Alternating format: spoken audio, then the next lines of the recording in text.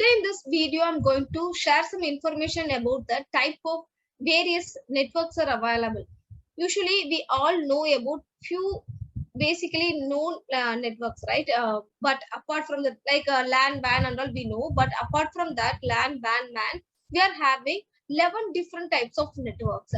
First one is a personal area network, a PAN, local area network, LAN, what usually we are using here, and wireless local area network, LAN, and campus area network, CAN, metropolitan area network, wide area network, storage area network, virtual private network, system area network, enterprise area network, passive optical local area network.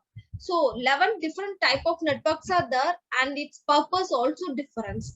Based on the purpose and the requirement, the networks are selected by the industries. Thank you all.